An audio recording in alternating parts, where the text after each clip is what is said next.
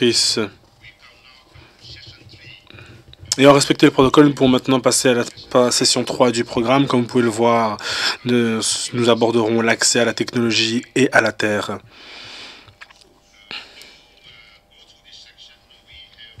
Pour parcourir cette section, nous avons une liste d'éminents orateurs qui vont s'exprimer sur leurs expériences sur le terrain. J'ai le plaisir de vous présenter ces orateurs. Nous avons, pour commencer, Winfried Naliongo, ougandaise qui travaille en Ouganda depuis 2007. Elle donne une dimension humaine au programme de l'agriculture. Elle est spécialiste dans le développement des portefeuilles de programmes par la création et la mise en œuvre de projets, notamment la création d'interventions pour les moyens de subsistance pour les agriculteurs donc elle parlera des expériences sur le terrain. Elle a participé à la création de projets régionaux avec la Banque mondiale pour appuyer les petits exploitants dans les pays d'Afrique de l'Est, y compris le Kenya, l'Éthiopie, le Sud-Soudan et l'Ouganda. Elle supervise et coordonne les écoles sur le terrain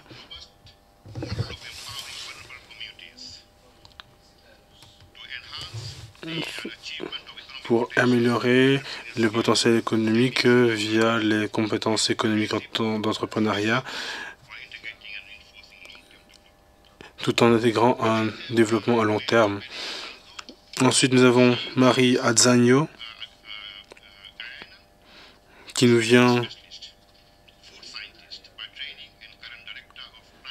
du Burkina Faso.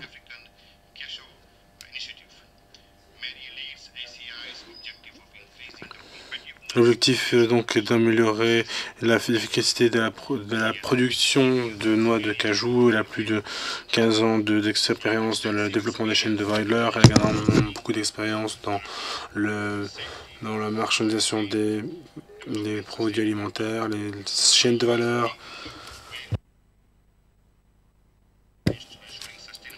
Elle assure la durabilité des entreprises. Ensuite, nous aurons parmi nous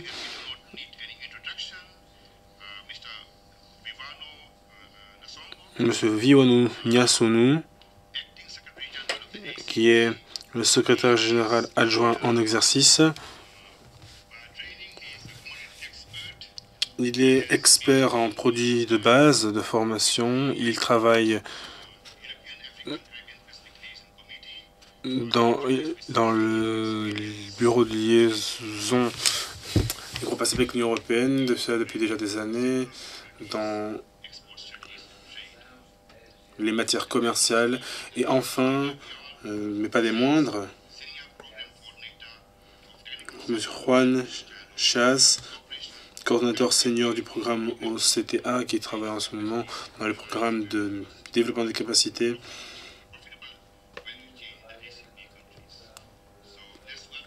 Alors, souhaitons la bienvenue aux membres de notre aréopage. Je donne la parole à Chris. Et donc,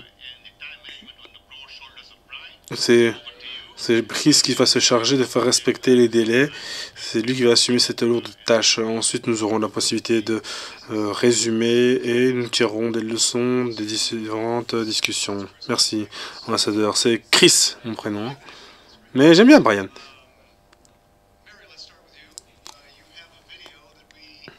Marie, commençons par vous.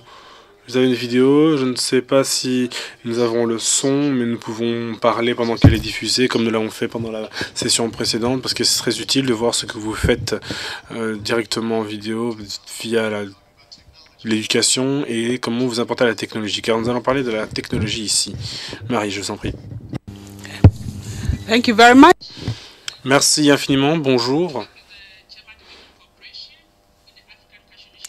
Je travaille avec la coopération pour le développement allemand dans le projet pour la noix de cajou. C'est un projet qui est établi dans plusieurs pays, Bénin, le Burkina Faso, le Ghana, le Mozambique, et nous avons l'intention de reproduire cela dans d'autres pays d'Afrique et des Caraïbes. Notre objectif est d'augmenter la compétitivité de la production africaine, le traitement et l'accès aux chaînes de valeur, et aussi plaider pour les politiques adéquates dans le secteur de la noix de cajou.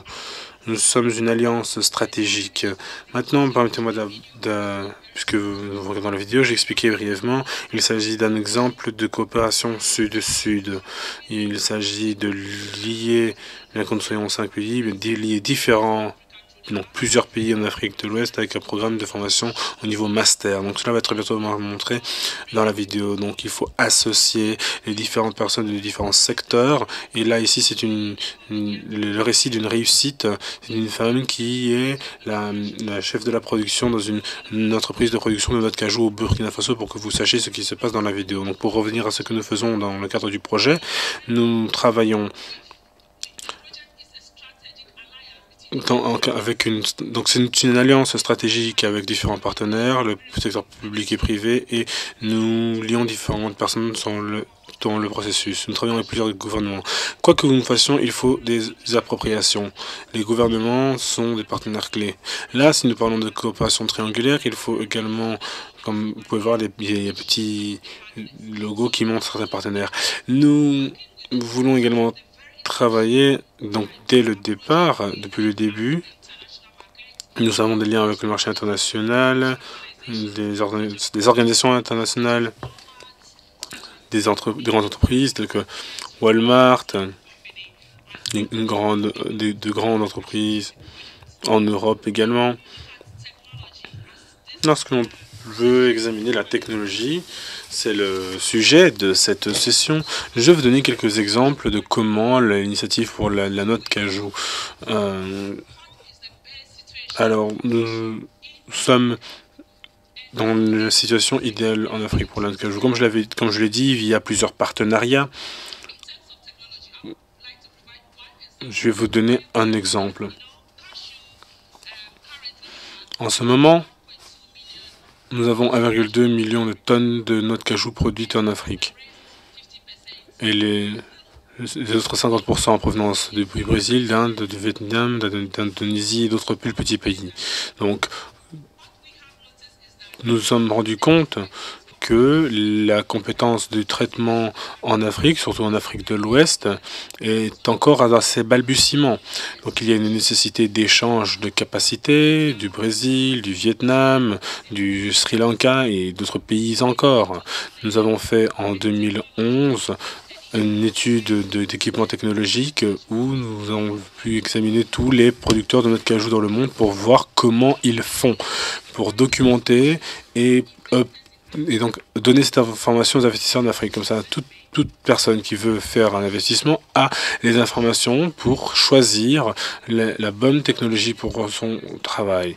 Alors cela apporte plus de transparence, d'efficacité, et par conséquent, nous entendons avec cette efficacité augmenter la durabilité pour le secteur du traitement en Afrique. Au niveau de la production, nous apportons deux exemples rapides. La technologie est utilisée dans d'autres productions telles que la mangue. Mais en Zambie, il y a plus de 30 années d'expérience à la recherche sur la noix de cajou. Donc dans le cadre de notre programme, nous avons pu tirer d'enseignements de la Tanzanie. Nous avons eu des programmes d'échange. Et la recherche en Afrique peut également, surtout en Afrique de l'Ouest, peut en apprendre de ce qui est fait en Tanzanie. Grâce à cette connaissance, avec les partenaires nationaux et internationaux, j'en ai mentionné plusieurs, nous pouvons utiliser cette information, la transférer directement aux agriculteurs. Nous avons introduit la technologie de greffe.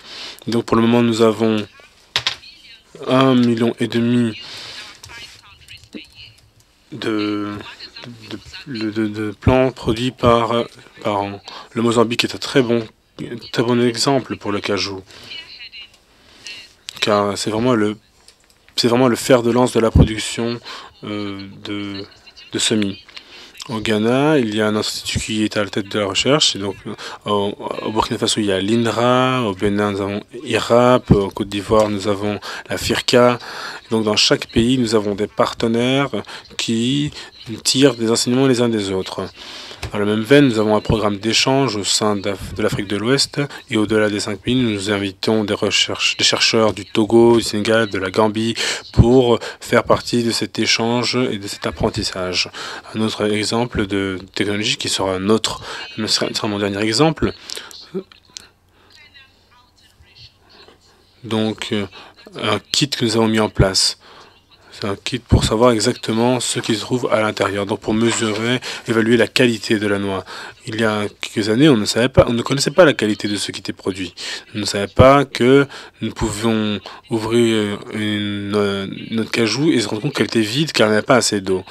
Donc, il y a des acheteurs qui ont cette connaissance. Et maintenant, depuis le début de notre projet, nous avons présenté cette technologie aux agriculteurs. Et donc, ça s'appelle le kit KO. Et donc, les unités de production peuvent mesurer directement la qualité de leurs produits.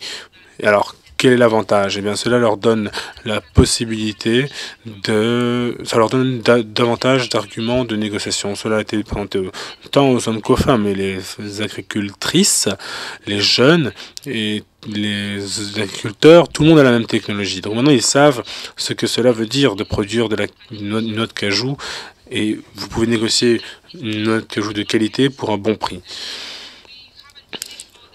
Nous n'avons pas encore terminé le travail. Nous sommes impatients de pouvoir reproduire cette technologie pour que celle soit disponible hors tous les agriculteurs. Voilà, ce sont les quelques exemples que je voulais présenter à ce stade.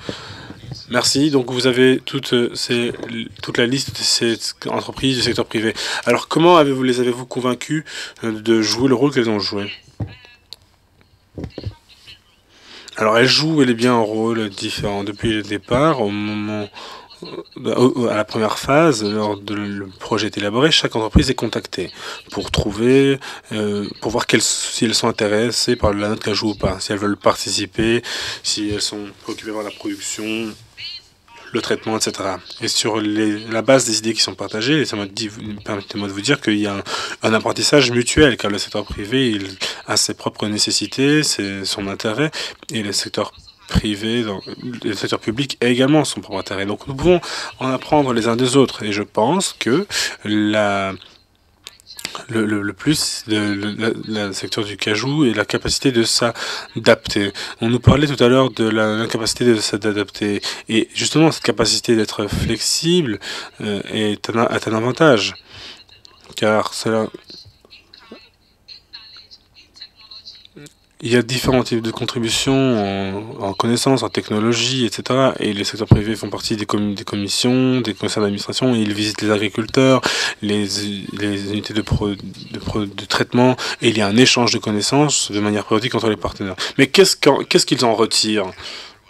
Un approvisionnement constant de notre cajou? Comme je dis, ils jouent différents rôles car ce sont différentes entreprises, mais par exemple Ultramari qui est un fournisseur d'équipement, donc être plus près de l'industrie du cajou lui permet de comprendre les nécessités des producteurs. Par conséquent, ils utilisent cette connaissance pour améliorer leur propre système de production. Nous avons d'autres acheteurs, par exemple, qui peuvent avoir des plus grandes quantités de noix de cajou pour leur supermarché. Il y a SAP, qui est un institut de recherche allemand. Ce qui est intéressant pour eux est la traçabilité de la chaîne d'approvisionnement. Ils ont développé un système avec l'initiative pour la noix de cajou et avec d'autres partenaires pour pouvoir tracer les produits ou les produits des acheteurs du niveau formel au marché. Donc chacun a quelque chose à offrir et à gagner. Est-ce que cela pourrait être appliqué à d'autres récoltes? Très certainement. Nous pourrions l'utiliser dans d'autres contextes et avec d'autres récoltes. Je dirais que à présent, avec la fondation, il y a une discussion sur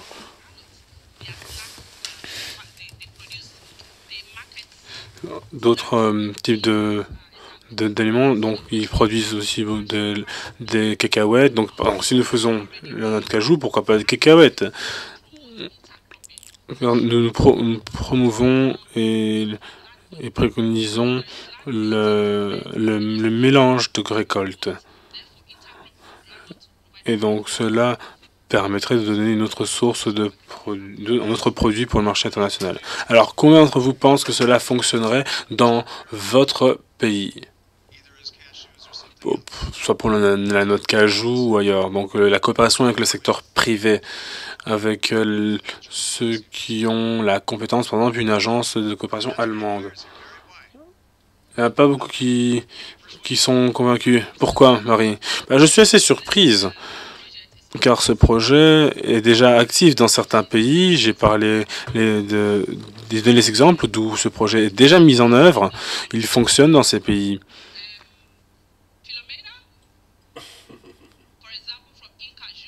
Dans Incajou, Philomena peut faire part des expériences. Nous avons d'autres qui connaissent le projet. Maintenant, j'aimerais dire qu'au-delà du secteur privé, il y a aussi le secteur public. Nous aimons préconiser une intégration régionale en raison des bénéfices. Certains pays produisent plus que d'autres. Nous prévoyons déjà, nous l'espérons, au Sénégal et en Côte d'Ivoire, une réunion des gouvernements, des chefs de ministère, pour nous aider à établir la façon de procéder pour la suite. Et je suis certain que nous inviterons également des ambassadeurs dès que nous aurons plus de détails sur la façon de procéder. Alors, Philomena se trouve sur ma liste des personnes de l'auditoire. Philomena Mayopoué. Il est directrice de l'Institut pour la promotion du cajou. Merci infiniment.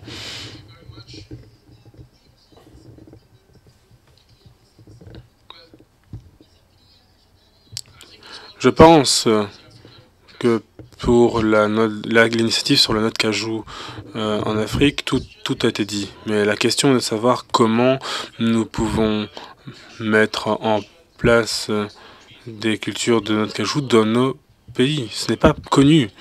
Si l'on compare avec le coton, le sucre, la coco, le café, toutes ces récoltes, on connaît bien, mais la culture de la noix de cajou, c'est assez méconnu. Il y a des avantages conséquents et c'est ça que nous voulons pour résoudre les problèmes de nos pays. C'est important car nous parlons d'un arbre qui produit des fruits qui sont vraiment appréciés partout dans le monde. Au cours des 10 prochaines années, chaque année, il y aura une augmentation de 10% de la demande de noix de cajou et les produits dérivés de la noix de cajou. La plupart de nos pays exportent de la noix de cajou vers l'Europe, aux États-Unis et en Asie. Par conséquent, nous savons que la noix de cajou n'est pas bien connue. Mais nous travaillons avec les ambassadeurs ici à Bruxelles.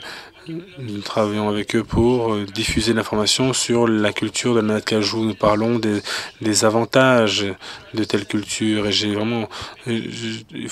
nous tentons de sensibiliser l'opinion publique. Il nous faut évidemment du soutien. Jusqu'à présent, il n'y a pas eu de soutien organisé vraiment constant sur la production de la noix de cajou. Je sais qu'il y a des ambassadeurs ici, des représentants d'autres organisations internationales. La noix de cajou est un produit qui donne des récoltes de valeur et des générateurs de revenus pour nos communautés. Que l'on parle d'exporter du cajou dans sa forme brute ou les noix de cajou.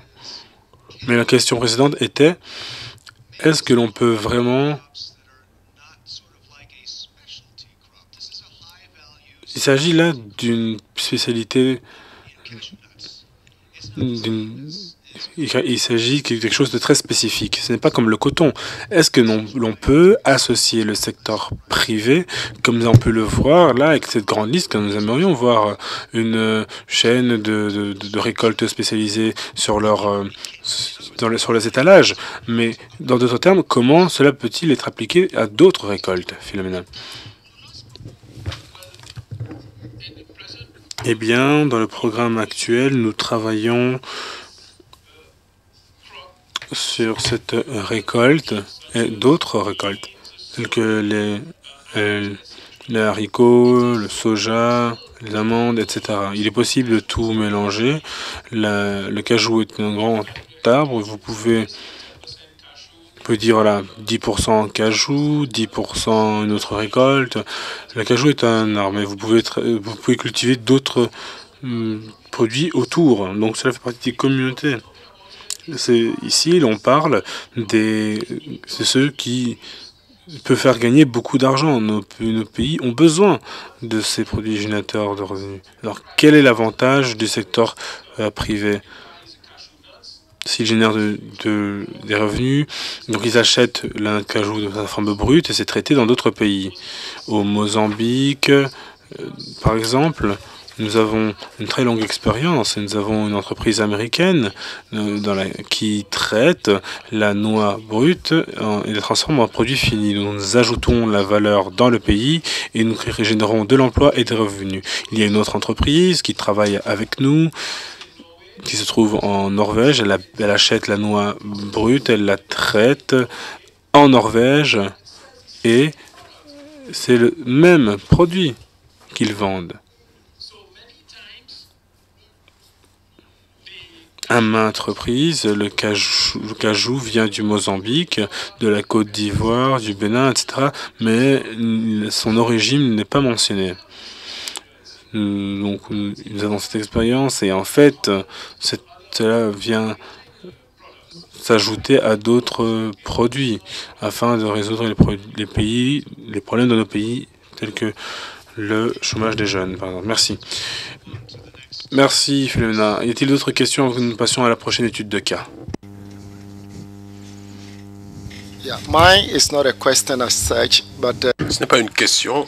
Je voudrais simplement apporter une réponse plutôt à ce que vous nous demandiez tout à l'heure. À part la noix de cajou, quelle est la spéculation qui pourrait suivre en ce qui concerne la chaîne de valeur, notamment? Moi, je crois que le soja est une spéculation qui correspond tout à fait. Si vous prenez l'Afrique dans son ensemble,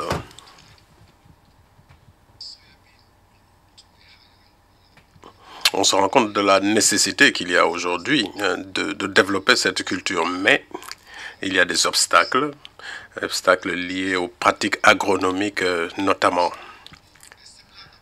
Alors, une approche similaire à celle de l'initiative africaine pour le cajou peut être recommandée ici. Mais je sais que l'USAID, par exemple, travaille beaucoup sur la question au Ghana, au Burkina Faso et aussi en Côte d'Ivoire. Ils sont en train de faire beaucoup de choses pour promouvoir cette culture. Et je pense que, justement, parlant de la coopération sud-sud, de ce que nous faisons dans ce domaine-là aujourd'hui, le soja va attirer beaucoup d'attention dans l'avenir parce que le potentiel est là. Le potentiel, en particulier pour les femmes et les jeunes, est extrêmement élevé. Et c'est une culture de rente.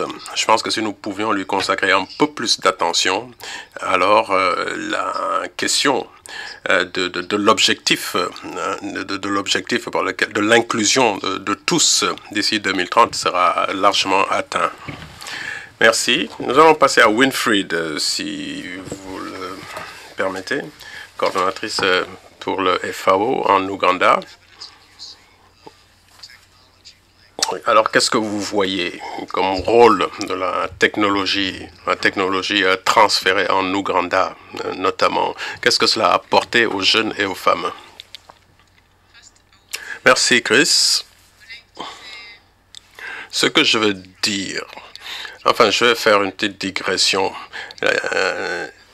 La question de la technologie dans les écoles pratiques agricoles qui sont les nôtres est spécifique. Nous, ce que nous souhaitons, c'est que les destinataires, les bénéficiaires se voient donner l'opportunité, les capacités de prendre les décisions qui seront le meilleur pour elles grâce à une bonne information.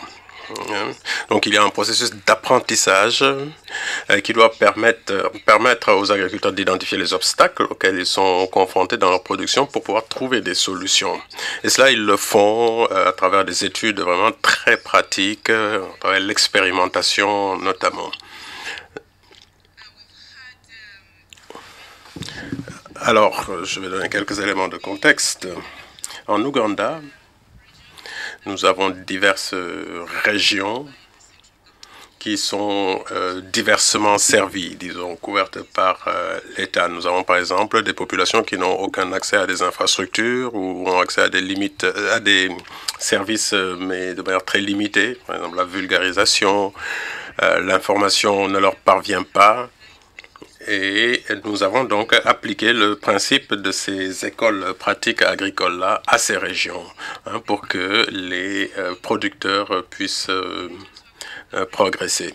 Et donc nous avons fait cela dans une région où nous avons vu que les femmes aujourd'hui sont en mesure de prendre en charge leur famille. Elles doivent le faire de toute façon parce que c'est elles qui produisent, c'est elles qui doivent payer les frais de scolarité. Elles sont confrontées à des questions de violence liées au genre, en raison de la situation politique. Et dans nos écoles, nous les amenons à apprendre des compétences, des capacités, d'expérimenter diverses technologies pour améliorer leur production. Donc tout cela passe par un processus d'apprentissage. Alors, nous travaillons dans ce processus avec des institutions de recherche, parce que nous nous sommes rendus compte que la recherche ougandaise a produit beaucoup de technologies extrêmement utiles qui n'ont pas été diffusées en raison d'une approche par le haut, si vous voulez. Et donc ces technologies, nous les amenons aux agriculteurs là où ils sont, nous les leur présentons, nous les leur apprenons pour qu'ils fassent leur choix. Et donc, ils ont pu ainsi avoir accès à diverses technologies. J'ai un certain nombre de diapos que je pourrais vous montrer d'ailleurs qui illustreront mon propos. La demande pour ces technologies qui les aident à diversifier leur production en matière de tubercules, de céréales, etc. Et cette demande est extrêmement forte dès lors que ces femmes sont passées par ce processus. Elles arrivent à identifier les variétés locales, par exemple, qui offrent le plus de valeur. Donc, elle travaille avec les chercheurs pour la mise en œuvre de certaines technologies, par exemple, en disant aux chercheurs, voilà ce que nous voulons, voilà ce que nous recherchons. Elles identifient donc les attributs positifs des technologies dont il est question pour travailler là-dessus avec les chercheurs pour valider ensuite des procédures qui soient susceptibles d'être mises en œuvre sur le terrain. À travers ces écoles, ce que je veux dire, c'est que la technologie, pour nous, ce n'est pas un phénomène isolé. La démarche, elle est globale. Parce que on peut leur donner la technologie, mais il leur faut aussi les moyens d'accéder à ces technologies. Donc le processus des écoles pratiques agricoles leur donne également des compétences supplémentaires comme la mobilisation de ressources, la recherche du crédit, pour qu'elles puissent se lancer dans des activités génératrices de revenus. Et cette démarche globale leur permet vraiment de mieux appréhender ce que la technologie peut leur apporter. Elles sont ainsi plus à même de comprendre qu'elle a un coût, une valeur. Vous êtes dans la région de Karamoja, n'est-ce pas? Elle est très éloignée, elle est sujette à des inondations, à de la sécheresse, des maladies végétales aussi. Ce sont autant de problèmes qu'il faut traiter. Alors, quelles sont ces technologies justement dont elles ont besoin? Écoute, dans le Karamoja, ils ont besoin de tout. C'est une zone dans laquelle on ne sait pas, par exemple, à quoi ressemble une graine de tomate, comment cultiver de la tomate, pour commencer. Donc, il faut qu'elles comprennent toute la chaîne de la graine jusqu'à la production. Pour l'élevage, elles ne savaient pas du tout ce que c'était que l'insémination artificielle. Je parlais de graines tout à l'heure, de maïs, de haricots. Ce sont les produits de base, de l'alimentation de base dans la région. L'arachide aussi. J'aimerais bien que mes diapos apparaissent. Et puis, il y a également les technologies de conservation de l'eau. J'aimerais bien que le diapo apparaisse. Y a-t-il un problème? Alors, cette expertise, d'où vient-elle? Eh bien, les écoles pratiques agricoles viennent du sud-est asiatique. C'est en Indonésie qu'on les a créées. C'est là la dimension coopération sud-sud, justement. La FAO a facilité leur installation en Afrique et dans d'autres parties du monde. Et aujourd'hui, nous avons des écoles de ce type dans quelques 90 pays. Afrique de l'Est, vous êtes au Kenya, Éthiopie, Sud-Soudan, Tanzanie aussi, et même plus bas, Rwanda, Burundi. Donc, vous êtes déjà passé à l'échelle, mais est-ce que vous pouvez aller plus loin encore grâce à la coopération triangulaire? Il n'y a pas de limite? Oui, plus de coopération triangulaire, mais également plus de coopération sud-sud. Parce que ce qui s'est passé, c'est qu'en Afrique, le concept a été appliqué dans un système monospéculation. Bon. En Ouganda, nous avons innové en ce sens que nous avons diversifié. Ces écoles servent au développement communautaire. On s'en sert également pour l'adaptation au changement climatique, la réduction des risques de catastrophes naturelles, pour la résolution de problèmes liés au sida, au VIH-sida, pardon, à la violence basée sur le genre, etc. Donc, nous avons porté le concept à un autre niveau, si vous voulez. Ayant compris ce que cela pouvait apporter comme concept dans tous ces domaines-là. La plupart de vos élèves sont des femmes, c'est cela. Et donc, ça les autonomise. Oui, 70% de nos étudiants sont des femmes. Aujourd'hui, nous avons quelques 4000 écoles agricoles pratiques aujourd'hui en Ouganda. En prise directe donc avec les ménages. Et comment est-ce que cela est financé? Le gouvernement? Oui, nous avons des gouvernements qui les financent, l'Espagne, la Belgique, l'Italie, l'Union européenne elle-même. Nous avons divers donateurs, le Royaume-Uni. Bien. Des réactions, des questions dans la salle? Combien souhaiteraient que ces écoles-là existent dans leur pays? Personne? Bon. Cela signifie peut-être que le travail est assez réussi, que vous êtes partout déjà. Je crois qu'il y a une main qui se levait à l'arrière de la salle là-bas. Où est-elle? Monsieur, venez à la table.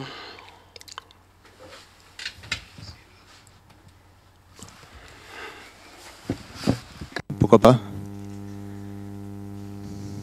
Please identify yourself. Dites-nous qui vous êtes d'abord. Kopna Bicham, Youth Employment au Ghana. Vous avez demandé combien n'ont pas ces écoles-là chez eux et souhaiteraient qu'ils y soient. Et j'ai levé la main pour dire oui. Mais pourquoi est-ce que vous n'en avez pas au Ghana? Ben, écoutez, c'est peut-être parce que nous ne connaissons pas cette initiative. Il y a peut-être des résistances à cela. Non, peut-être est-ce que nous ne participons pas assez souvent à des séminaires sud-sud. Mais maintenant que nous avons commencé, nous allons continuer. Alors il faut que vous preniez contact avec Winfred. Monsieur ou madame à l'arrière de la salle.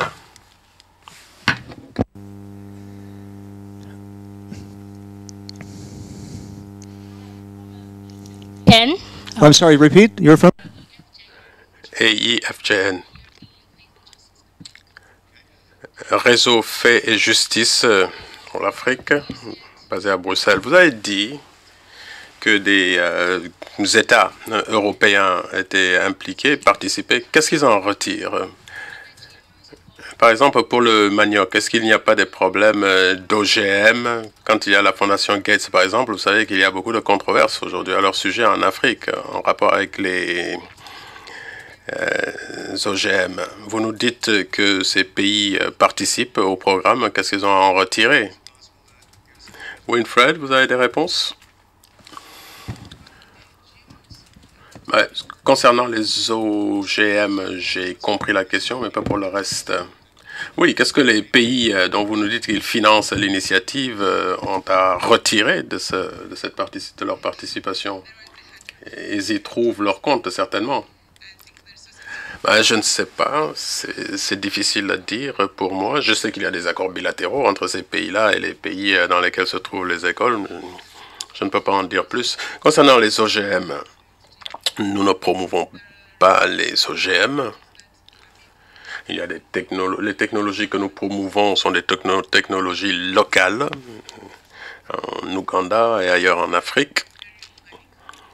Donc ce sont des produits biologiques qui sont produits bio, je veux dire. D'autres questions? Bien, nous allons avancer et passer à donner la parole à monsieur Viwanou Nyasounou. Veuillez m'excuser, monsieur Nyasounou, sous-secrétaire général, ici aux ACP. Peut-être pourriez-vous vous exprimer du point de vue de la coopération sud-sud et triangulaire dans cette perspective-là, à partir des deux exemples que nous venons d'entendre. Comment est-ce qu'il pourrait être porté à une échelle plus large dans le cadre de cette coopération sud-sud et triangulaire? Merci beaucoup. Peut-être je vais commencer par répondre à une question qui ne m'était pas posée, mais à laquelle j'ai envie de répondre, qui était la dernière question.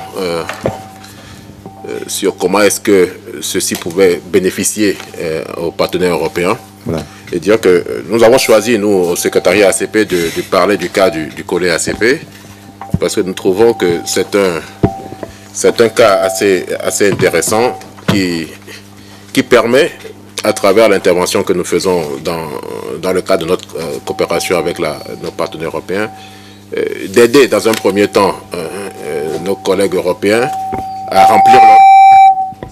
remplir leurs obligations internationales. En gros, nous sommes dans une situation où, du fait de l'évolution des normes et des standards au niveau européen, si rien n'était fait, les exportations des pays ACP ne pouvaient plus rentrer sur le marché européen. Ah. Ce qui voudrait dire quoi? Que les petits producteurs, à la fin de la chaîne, dans les pays ACP, se retrouveraient sans marché, puisque c'est la plupart de ces pays, ces exportations vont vers le marché européen. Et donc, ce faisant, généralement, une des obligations de l'Union européenne est de se dire, lorsque nous émettons de nouvelles normes, nous nous arrangeons à ce que le marché ne soit pas perturbé et que nous puissions aider nos partenaires à pouvoir maintenir les exportations. Donc, ce que nous avons fait, c'est de mettre en place avec nos partenaires un mécanisme de financement, mais que nous n'avons pas voulu aussi faire de manière habituelle, donner à des entités, j'allais dire, des boîtes de consultants, mais nous nous sommes retournés vers le collet ACP, en fait, qui est une association qui regroupe des privés, mais qui sont des exportateurs des pays ACP et des importateurs des pays de l'Union européenne. Donc nous parlons ici de gens qui savent de quoi il s'agit et de gens qui sont au cœur de l'enjeu. Nous disons ça parce que nous pensons que ce sont ces personnes qui sont les plus à même de pouvoir parler de ces choses. Nous montrons un peu rapidement comment est-ce que ce schéma se fait en sud et en triangulaire. Parce que ce dont il s'agit, c'est de mettre à disposition, nous parlons de technologies dans cette session, c'est de mettre à disposition des technologies qui sont en réalité liées aux bonnes pratiques agricoles, qui sont liées, donc qui vont se faire à travers les essais dans les champs, mais aussi de développement de protocoles pour pouvoir assurer une productivité durable. Il est intéressant de voir qu'en termes de résultats, ceci s'est transformé. Là, nous parlons d'apport du sud vers le nord et comment cela s'est renversé. Nous avons commencé les premiers appuis en 2002 et nous voyons que la plupart des apports technologiques qui venaient de l'Union européenne, c'est-à-dire les formateurs, étaient à 80% des formateurs européens. En 2013, nous en sommes à une situation où c'est totalement inversé. 90% des formateurs sont des pays ACP et il ne reste plus qu'un résiduel 10% qui sont des formateurs européens. c'est intéressant pour nous parce que depuis ce matin, nous disions que nous voulions que ceci ne soit pas uniquement encore un nouveau talk show, mais nous voulons que ce qui sort d'ici soit transformé en réalité. Voilà. Et nous voulions montrer que déjà au niveau du groupe ACP, de par notre engagement, nous y avons déjà pensé et nous avons commencé déjà à le faire. Nous le faisons au bénéfice des deux parties. Et cela permet à chacun de s'y retrouver et de pouvoir satisfaire les engagements qui sont les leurs. Pour nous, faire en sorte que nos producteurs puissent continuer à produire valablement et avoir un marché, mais aussi pour nos partenaires européens de pouvoir remplir leurs obligations internationales et pouvoir être compatibles avec ce que nous sommes engagés dans Cotonou. Donc ça marche déjà. Il y a déjà cette coopération. Quelle est la suite? Comment le développer davantage? Ça marque déjà, si on voit le prochain, la prochaine diapo. Oui.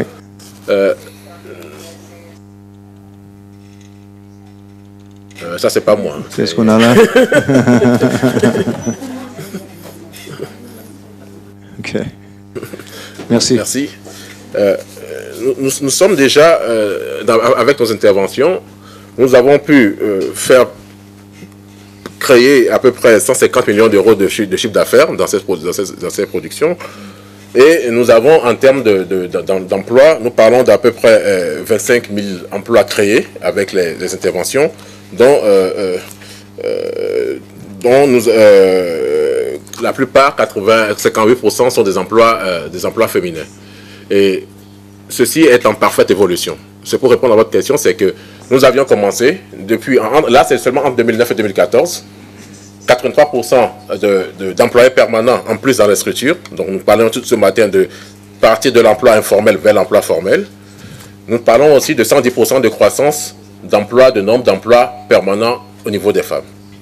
Donc, comment ça peut continuer? Nous venons juste de signer avec nos partenaires européens encore, c'est un des tout premiers programmes du 11e FED, un montant additionnel pour pouvoir continuer cet appui. Mais nous voulions et nous voulons toujours sortir, parce que pour l'instant nous travaillons dans le domaine des fruits et légumes, parce que c'était le domaine d'expertise initiale du collège ACP, mais nous voulons aussi l'étendre vers d'autres secteurs. Nous avons même déjà commencé des activités dans le domaine du cacao et dans d'autres secteurs qui ne sont pas strictement les secteurs des fruits et légumes. Et nous essayons aussi de sortir un peu. Il y a des pays qui dépendent surtout de ces exportations sur lesquelles nous intervenons beaucoup. Mais l'idée, c'est maintenant d'aller vers d'autres pays qui non seulement ne sont pas vraiment dépendants de ces produits-là, mais qui pourront aussi faire la différence en augmentant leur production. Et ce que nous voulons, c'est aussi nous démarquer un peu de cette approche d'exportation uniquement vers l'Union européenne et renforcer le commerce intra-régional. Parce que pour nous, au niveau ACP, le Sud-Sud commence d'abord par l'intra-ACP. Et comment est-ce que commercer mieux avec les voisins et ne pas forcément chercher un marché qui est beaucoup plus compliqué plus loin, alors que juste à côté, on peut avoir un marché, même mieux, un marché avec des produits transformés, donc en gardant encore plus la valeur ajoutée. Donc c'est l'approche nouvelle que nous essayons d'avoir et avec laquelle nous espérons que nos partenaires européens pourront nous accompagner. Plus de potentiel, là. Messieurs, dames, est-ce qu'il y aurait des autres questions là-dessus? Des critiques? Des soutiens? Bon. On continue alors. On continue. Bien, nous allons poursuivre avec M. Juan Chiaz.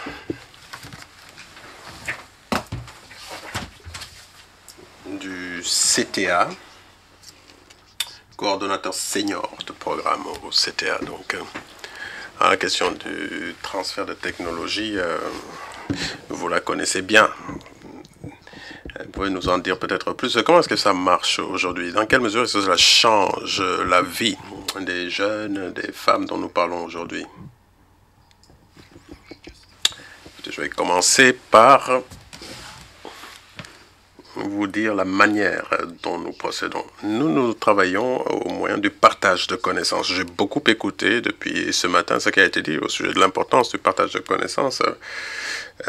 J'entends parler de cas où les gens ne veulent pas ou n'ont pas accès à, tout simplement parce qu'ils ne savent pas. Et le travail du CTA, en particulier le programme intra-ACP, qui lie le CTA aux différentes régions du groupe. Et précisément, celle-là, nous sommes une petite organisation, nous travaillons à travers les institutions régionales justement pour apporter les connaissances connaissances, notamment sur les capacités intra-régionales pour mieux prendre en charge les besoins des agriculteurs. Donc, fondamentalement, notre travail consiste à documenter ce qui marche, où, comment, pourquoi. Essayer de communiquer tout cela, de faire savoir tout cela à une assemblée aussi large que possible. Donnez-nous des exemples.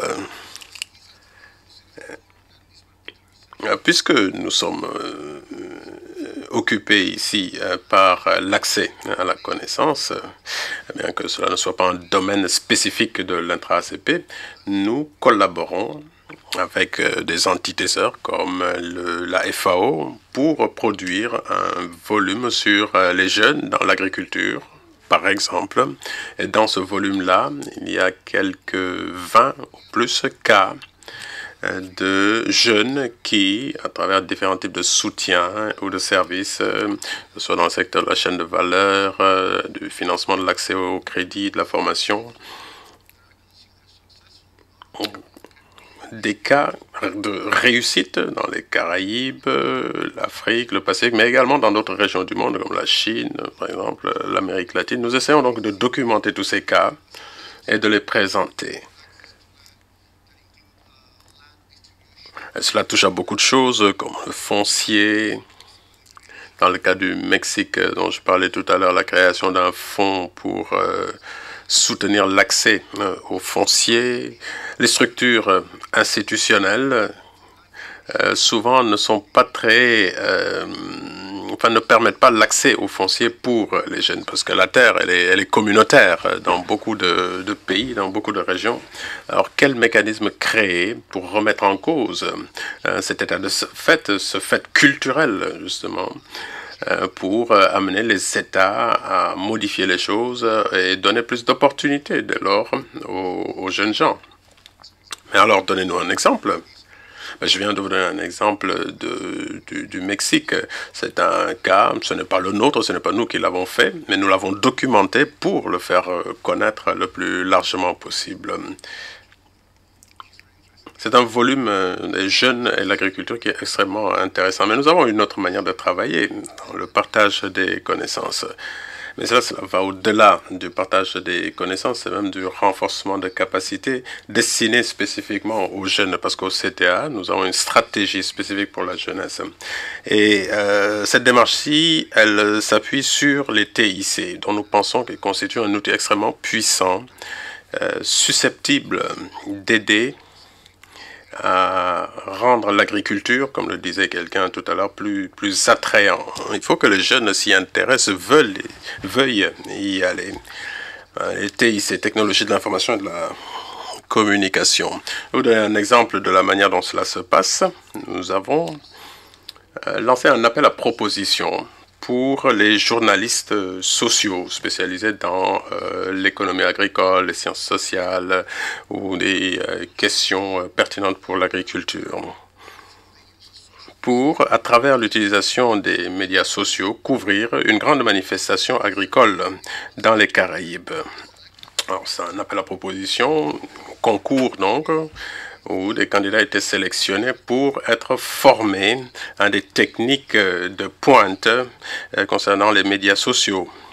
Alors, cela va dans des choses très pointues, comment faire des blogs, des vidéos, photos, Facebook, la curation avec Scoopit, par exemple. Une myriade de technologies que certains d'entre nous sont trop vieux pour connaître ici. Donc, les formations leur sont données. Et après cette formation, ils étaient censés couvrir cette manifestation dans le Caraïbe. C'était une manifestation qui se déroulait sur 2 semaines. Il s'agissait du premier forum de l'agroalimentaire des Caraïbes et du Pacifique. C'était à Bridgetown, à la Barbade, l'année dernière. Alors, qu'est-ce qu'ils avaient à y gagner? Bien sûr, il n'y avait pas de récompense pécuniaire ou foncière du tout. Il s'agissait simplement pour nous de créer une capacité. Cette capacité, c'était la connaissance de la technologie, une technologie finalement assez répandue aujourd'hui, Facebook quand même. une compétence, donc,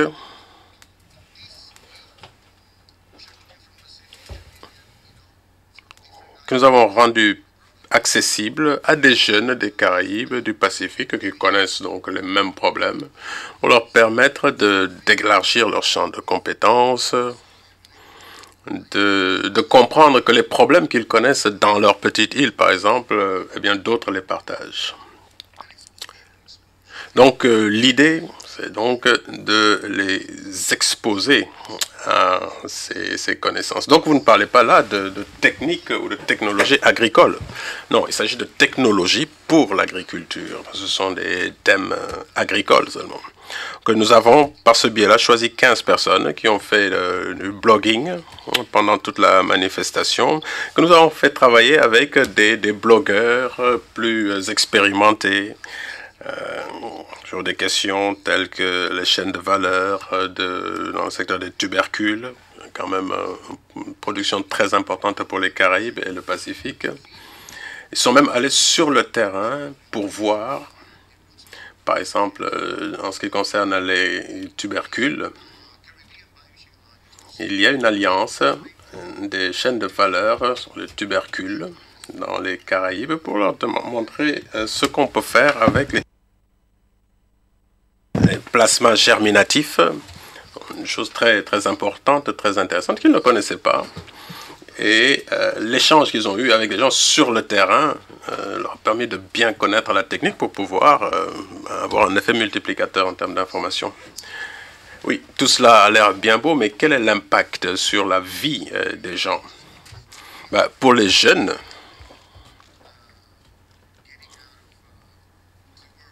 c'est une ouverture au monde qu'ils ont gagnée. Ce qui est susceptible quand même de créer des opportunités. Mais pour ce qui nous concerne, il s'agissait de créer et de renforcer une capacité qui était déjà là. Ce que nous avons appris, par contre, après, c'est qu'il fallait un meilleur suivi de ces jeunes-là. Qu'est-ce qu'ils ont fait après cette formation-là? Est-ce qu'ils se sont lancés dans la fourniture de services, par exemple? Mais alors, regardez ce que Winifred nous a raconté tout à l'heure, ou Mary. Est-ce qu'il n'y a pas quelque chose à faire entre vous pour augmenter l'efficacité de ce qu'elles font? Oui, mais je suis tout à fait d'accord avec ce que ma collègue Philomena a dit tout à l'heure. Dans le cas de la noix de cajou, la noix de cajou, on ne la connaît pas, dit-elle, mais elle est très bien connue au Brésil, en Amérique latine, comme étant une production à haute valeur. Dans le domaine de la production, de la commercialisation, il y a des choses très intéressantes, très concrètes à développer, dans le commerce équitable, par exemple.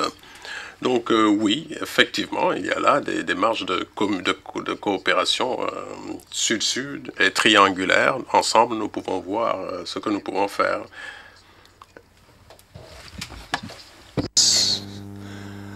Ambassador. Monsieur l'ambassadeur, nous avons mené la discussion. Vous vouliez dire quelque chose? Je vous en prie.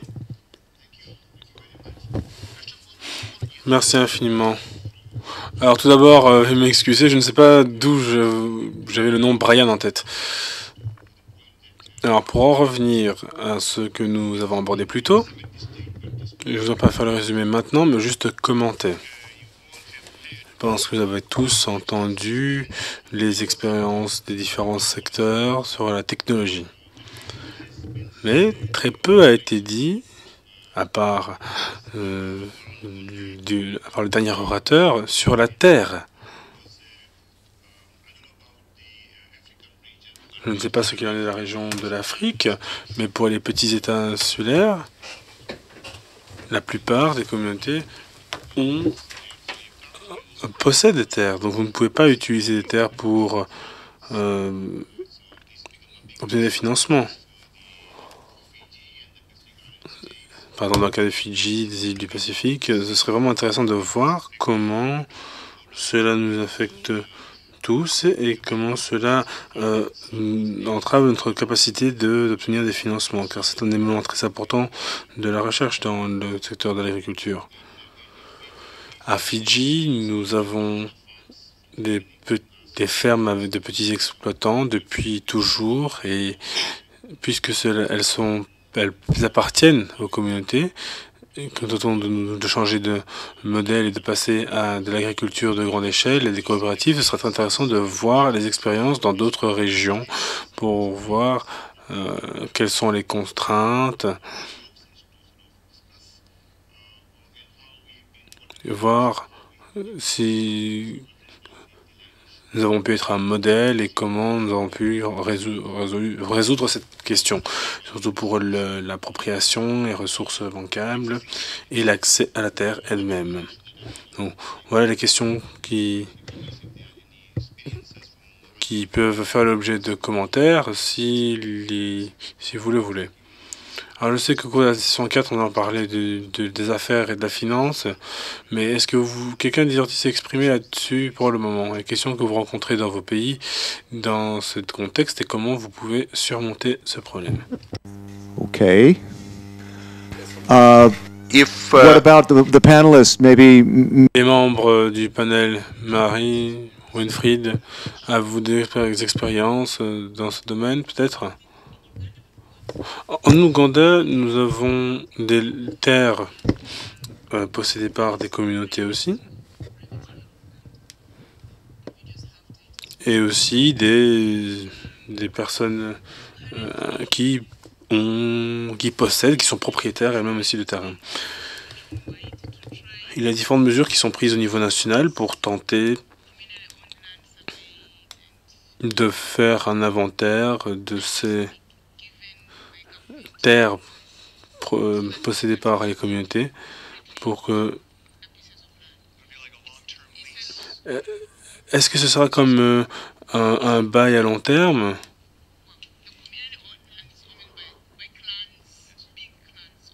Eh bien, les terres communautaires sont possédées par des clans. Si vous faites partie d'une telle famille, par exemple, il n'y a pas de problème. Donc nous tentons de voir comment nous pouvons faire en sorte que les familles... Comment les familles peuvent être propriétaires d'une portion de terre. Car la situation actuelle génère beaucoup de conflits.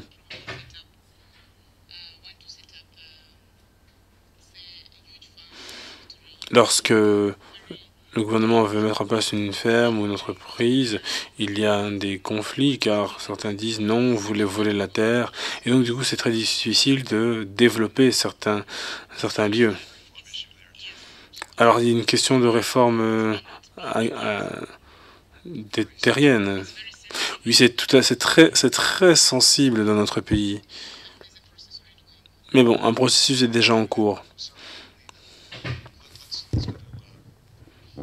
Oui, non, j'allais pas intervenir moi-même, oui, puisque nous préférons donner la parole aux acteurs, mais nous avons la chance d'avoir avec nous le président d'honneur du ROPA, je ne sais pas, qui représente les producteurs du terrain, M. Sissoko. Je ne sais pas si vous avez une expérience des questions d'accès à la terre.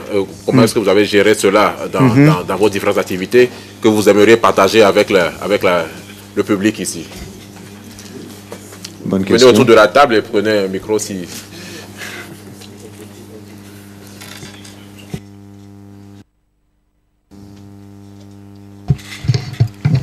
Oui, merci pour m'avoir donné la parole. La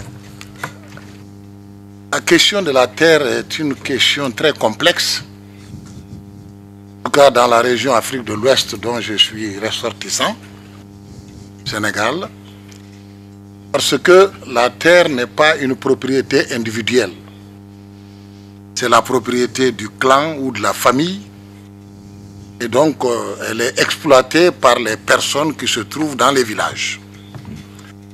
Et ça, c'est une question importante. Et il y a le chef de la famille.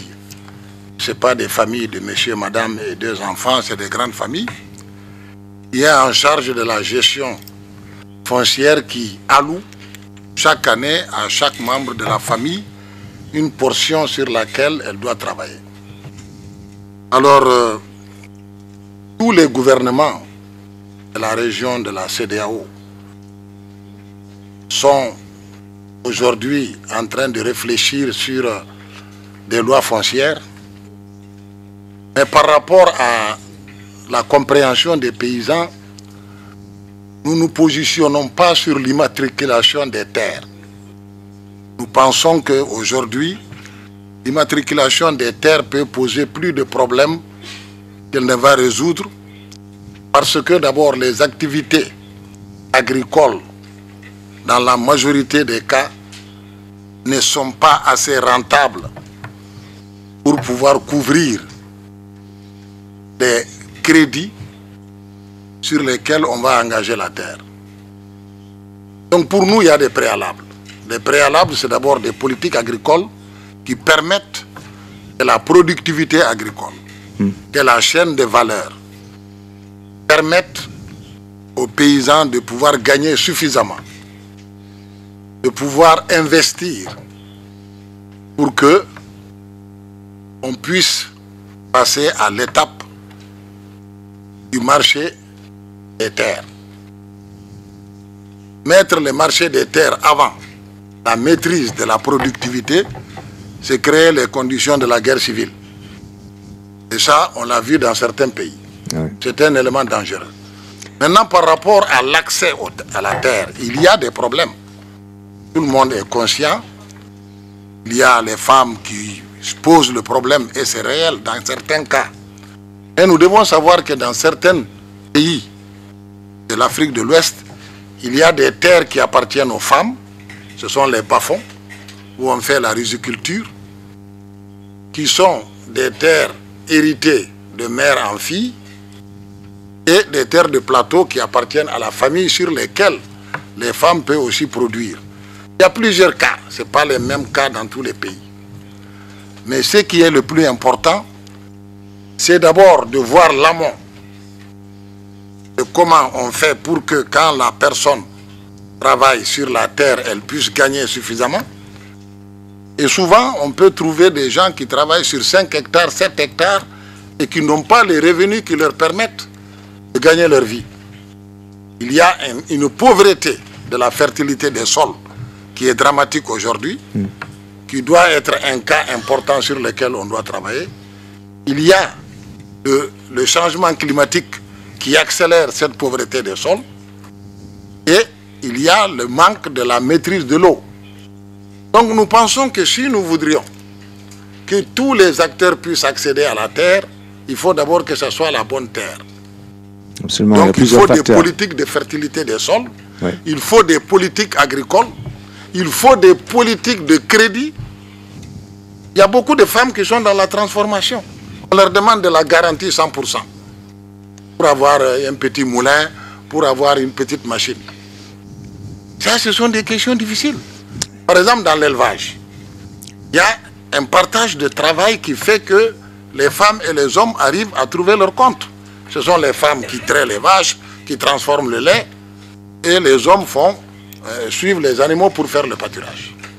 Mais aujourd'hui, la crise agroécologique fait qu'il n'y a plus de pâturage. Donc il n'y a plus de lait. Alors ce n'est plus un problème des femmes qui sont coincées, c'est l'exploitation familiale. Si nous voulons régler l'équité entre les hommes et les femmes, il faut les poser dans la famille, qui est l'entreprise multifonctionnelle et multidimensionnelle qui gère les relations entre les femmes, les hommes, les jeunes et les vieux, parce que beaucoup d'hommes sont surpris quand on dit qu'il faut qu'on donne des terres aux femmes, parce qu'eux ils disent mais moi-même je n'en ai pas. Ou bien en coopérative. Voilà. Pourquoi le pas. mari dit moi je n'ai pas de terre. Comment vous pourrez me dire que je dois donner de la terre à ma femme? Donc voilà des questions. Ce n'est pas dire qu'il faut le statu quo. Mais la porte d'entrée, c'est la famille. La porte d'entrée, c'est la communauté. Voilà, la communauté peut être une sorte de coopérative. Oui, non, il y a les coopératives qui ont des terres. Oui, voilà. Voilà, il y a les groupements féminins à qui on alloue des terres. Par exemple, dans l'Afrique de l'Ouest, le Togo est un cas particulier. La terre au Togo n'appartient pas à l'État. Eh bien, donc, vous voyez, il y a des différences. Alors, ce que moi je vais dire pour conclure, ce sont des questions qui sont là. Elles ne se régleront pas par la multiplication des projets. Le développement, ce n'est pas un volume d'argent. Le développement, c'est la capacité au sein d'un pays que les acteurs réfléchissent ensemble, qu'on clarifie les rôles et les responsabilités et qu'il y ait une gouvernance gérable par les citoyens pour que tout ce qui doit être fait se fait par chacun dans le respect des règles établies ensemble. Je pense que dans cette dynamique, et ce que j'ai entendu aujourd'hui pose problème. La francophonie va lancer ses projets, la FAO a ses projets, l'Union européenne a ses projets. Tout ça, on va aller voir dans un village 5 projets différents de 5 bailleurs avec des groupements féminins. Vous voyez bien ce que ça peut poser. Donc, on est tous d'accord sur le constat, comme disait madame, mais dans les solutions, les drapeaux aussi sont là. Et les drapeaux posent problème. Voilà, merci. Merci pour votre commentaire, monsieur. Merci beaucoup.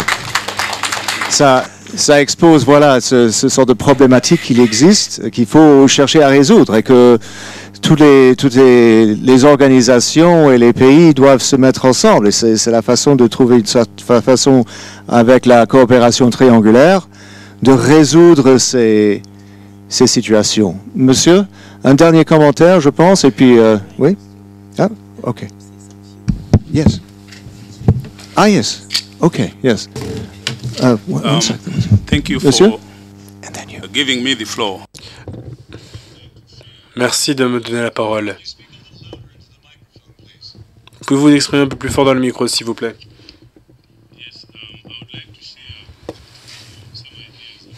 J'aimerais partager certaines idées sur l'accès à la terre. Je viens du Zimbabwe, et comme vous le savez certainement déjà, c'est l'une des choses que le gouvernement zimbabwéen a mis sur la liste de ses priorités. La terre appartient à l'État et le gouvernement a fait l'effort de mettre en œuvre une réforme de la terre qui a pour but de distribuer des terres à différentes catégories d'agriculteurs. Des agriculteurs, des petits exploitants aux grands exploitants. L'idée étant de reconnaître l'importance de la terre comme étant une ressource importante, un outil pour la justice sociale et l'autonomisation pour réduire la pauvreté comme vecteur de développement économique. Dans le cas du Zimbabwe, le gouvernement a reconnu l'importance du secteur agricole. Le slogan principal qui est derrière cette réforme est que la terre c'est l'économie et l'économie c'est la terre. Et de là vous pouvez l'interpréter et tenter de comprendre combien la terre est importante. Cette terre a été donnée à toute personne qui est désireuse de travailler la terre. La deuxième phase, c'est un programme de réforme qui a ciblé 5 millions d'hectares de terre pour redistribution. Cela a été évidemment associé à d'autres infrastructures de base pour appuyer les différentes catégories d'agriculteurs.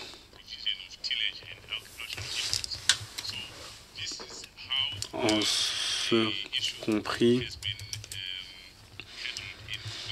le travail du sol. Donc voilà ce qui se passe au Zimbabwe. Il y a également un accord pour qu'un bail de 99 ans soit établi. Donc la longue période permet les investissements et permet aux propriétaires de faire la production nécessaire. Je voulais également présenter le modèle zimbabwéen pour montrer comment ils ont pu distribuer les terres et les rendre disponibles comme étant des ressources pour lancer des investissements et appuyer l'industrie agroalimentaire. Merci infiniment. Ambassadeur, y a-t-il d'autres commentaires? Je pense que vous avez abordé une question très intéressante ici qui a soulevé nombre de commentaires. Merci, je pense que ce fut une discussion très active, bien que la question n'ait pas été abordée directement. Cela nous a permis de partager les points de vue de différentes raisons. C'est une question très importante et elle joue un rôle majeur pour l'avenir de l'agriculture.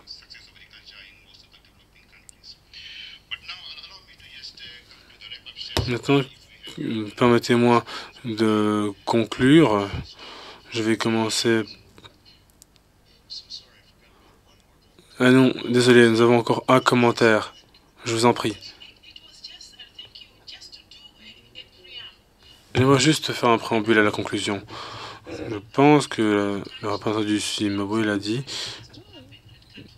Donc nous avons déjà abordé ce qui doit se passer au niveau national. Mais je voulais juste dire à nos collègues et à l'ambassade de Fidji que grâce au comité pour la sécurité alimentaire, qui est un forum mondial, qui se rend compte des difficultés de l'accès à la terre, mais qui parle aussi des questions de réforme. Il y a un processus de long terme. Je pense que M. Sissoko, vous étiez là lorsque cela a été négocié. Et il y a des lignes directrices des gouvernements. Alors, tous les 193 pays étaient invités, toutes les sociétés civiles, les organisations d'agriculteurs, le secteur privé.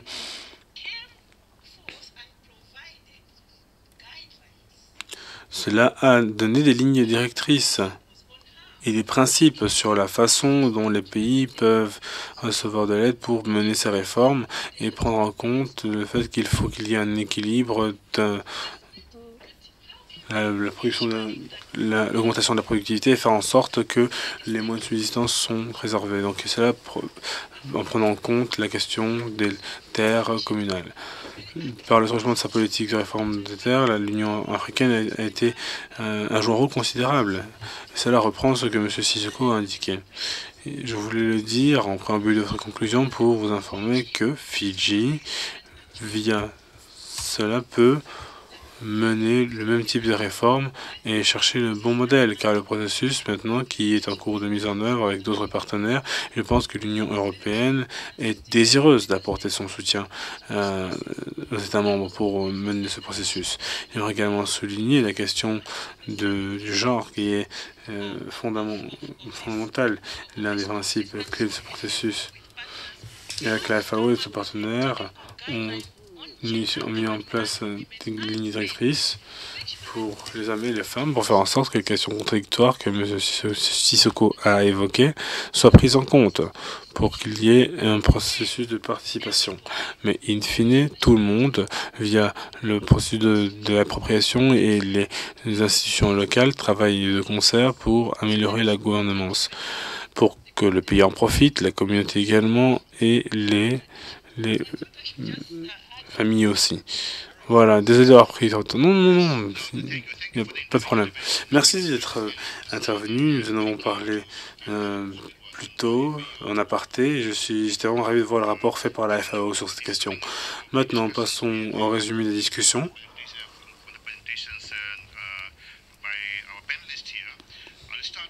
Je vais commencer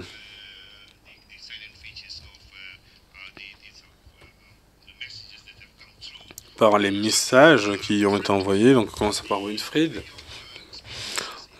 Donc, là, l'expérience de la FAO en Ouganda. En Ouganda, elle a parlé de l'expérience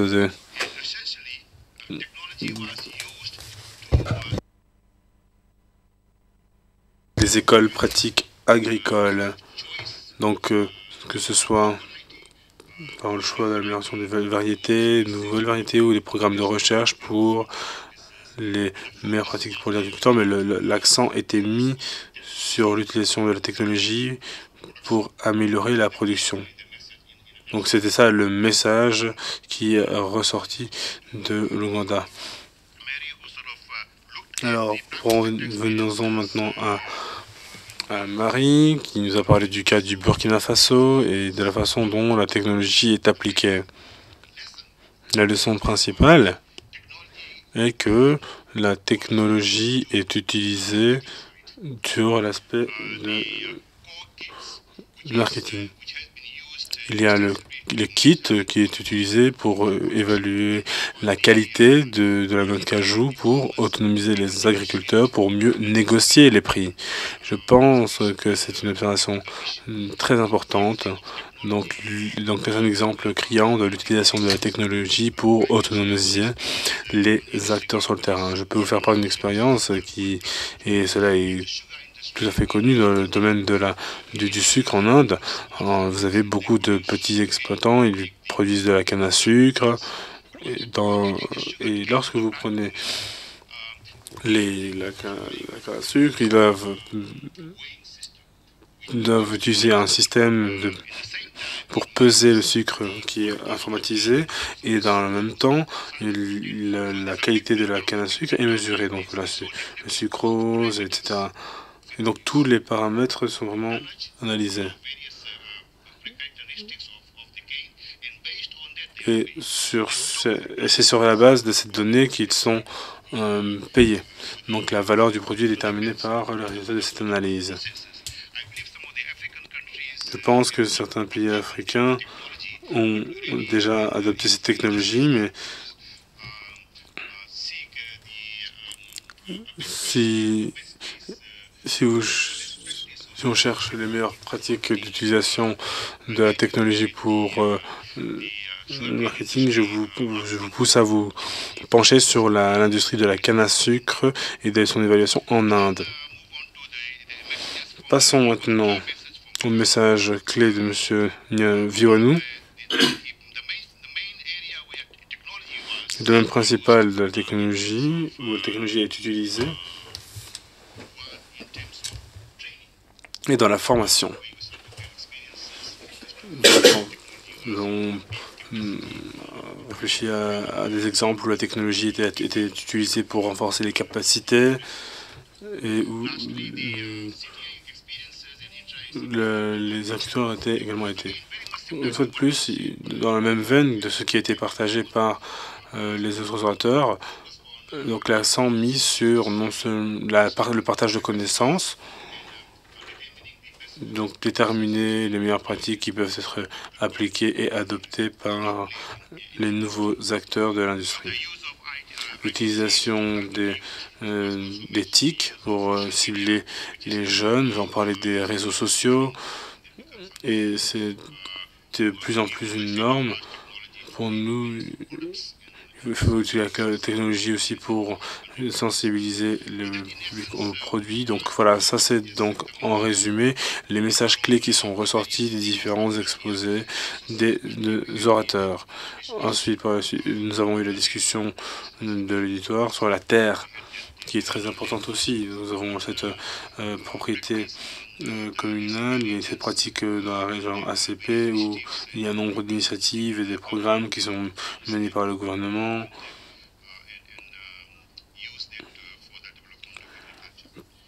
Et pour favoriser le développement de l'agriculture. Cela nous amène à la fin de notre session. Je suis vraiment content des discussions très animées que nous avons eues et je suis certain qu'il y a beaucoup de matière à réflexion. Et je vais vraiment lever cette session. Je vous invite tous à nous rejoindre pour remercier nos collègues de leur contribution cet après-midi. Merci infiniment, monsieur l'ambassadeur. Nous avons encore une session après la pause café sur les services. Comment le service financier, donc comment encourager les entrepreneurs dans le groupe ACP à s'engager dans les coopérations sud-sud. Alors, nous abordons cette question après la pause. Merci infiniment.